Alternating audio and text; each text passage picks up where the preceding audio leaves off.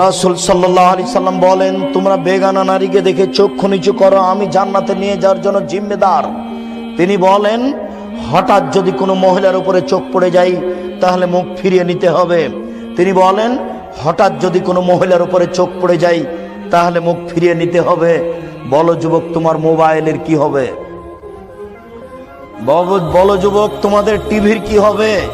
তুমি, তোমার বোন, তোমার দুলা ভাই, তোমার মা, তোমার বাপ, তোমরা 14 গোষ্ঠী মিলে এই ল্যাংটা বেশ্যালয়ের মেয়ে দেখে চক্ষু ঠান্ডা করো, কলিজা ঠান্ডা করো, তোমরা জান্নাত কিনতে চাও। এটা হয় কি করে এটা বুঝতে পারলাম না। পতিতালয়ের রং মাখানো মেয়ে দেখে জান্নাত কিনতে চাও কি করে? আলাইনানে তাজনিয়া জানা হুমান নাজর, দুই চোখের জেনা হচ্ছে চোখ দিয়ে দেখা। অলজনানে জেনা হুমুল ইস্তেমাও, দুই কানের জেনা হচ্ছে কান দিয়ে শোনা। ওয়ালিয়াদ জেনা হাল বাদশ, হাতের জেনা হচ্ছে হাত দিয়ে ধরা। ওর রিজল জেনা হাল মাসি, পায়ের জেনা হচ্ছে পা দিয়ে চলা। জেনাল কালব তাতামানা তাস্তাহি, অন্তরের জেনা হচ্ছে পরিকল্পনা করা। জেনাল লিসান নুতক, জিহ্বার জেনা হচ্ছে কথা বলা। এগুলো সব জেনার মাধ্যম। এইভাবে জেনা করার পরেও কি করে তুমি জান্নাতের হিসাব করতে পারো? অত দামি মেয়েকে কিভাবে তুমি ভোগ করতে চাও? তুমি হিসাব করতে পারো না? জান্নাতের নারী এত সুন্দরী, জান্নাতের নারী এত সুন্দরী, জান্নাতের নারী এত সুন্দরী যাদেরকে দেখে মনে হবে ঝিনুকের মধ্যে লুকানো মুক্তা।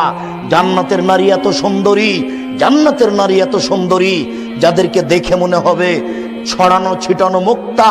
জান্নাতের নারী এত নরম, জান্নাতের নারী এত নরম, জান্নাতের নারী এত নরম যে আপনার ওই ডিমের খোসা এবং সাদা পদার্থ, ডিমের খোসা এবং কুসুমের মধ্যে সাদা পদার্থ যত নরম, ডিমের খোসা এবং কুসুমের মধ্যে সাদা পদার্থ যত নরম, জান্নাতের নারী তত নরম। কি দিয়ে বুঝায় যুবক আমি তোমাকে?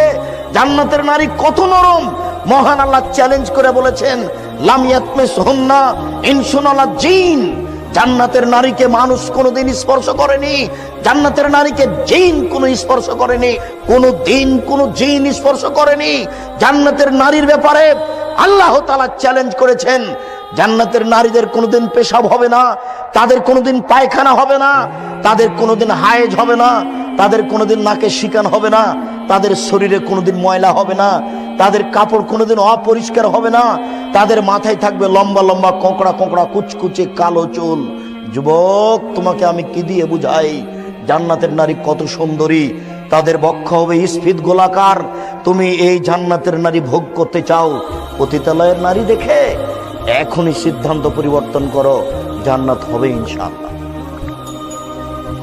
ওয়ানাহান নাফসা আনিল হাওয়া ফাইনাল জান্নাতা হিয়াল মাওয়া। আল্লাহ ওয়াদা করেছেন তোমার সাথে, পৃথিবীর প্রত্যেকটা মানুষের সাথে আল্লাহ ওয়াদা করেছেন। মানুষ যদি তার প্রবৃত্তিকে ঠেকাতে পারে, মানুষ যদি তার প্রবৃত্তিকে ঠেকাতে পারে, আজ থেকে টিভিতে পতিতালয়ের ল্যাংটা মেয়ে দেখবে না, আজ থেকে কোনো মেয়ের সাথে মোবাইলে গল্প করবে না, আজ থেকে জেনা বন্ধ করলো। এই বলে যদি সে নিজেকে ঠেকাতে পারে, আমি আল্লাহ তার সাথে ওয়াদা করেছি, আমি তাকে জান্নাতুল মাওয়া দিব। অনাহান নাফসা আনিল হাওয়া ফাইনাল জান্নাতা হিয়াল মাওয়া। কেউ যদি নিজের প্রবৃত্তিকে ঠেকাতে পারে, মনের চাপকে ঠেকাতে পারে, কাপুরুষ তোমাকে চিনি না। তুমি তো ওই মেয়েটার নাম্বার হাসি মুখে কথা বলেছিল, সেই জন্য তুমি নাম্বার ধরে রেখেছো আবার কথা বলার জন্য। এই তো তোমার ঈমান। একটা মেয়ে মোবাইলে তোমার সাথে হেসে কথা বলেছিল, তাই তুমি নাম্বারটা ধরে রেখেছো আবার কথা বলার জন্য। তুমি জান্নাত কিনতে চাও কি করে? জান্নাত খুব দামি জিনিস, জান্নাত পাওয়া খুব টাফ ব্যাপার। তুমি জান্নাত ভোগ করার চেষ্টা করো।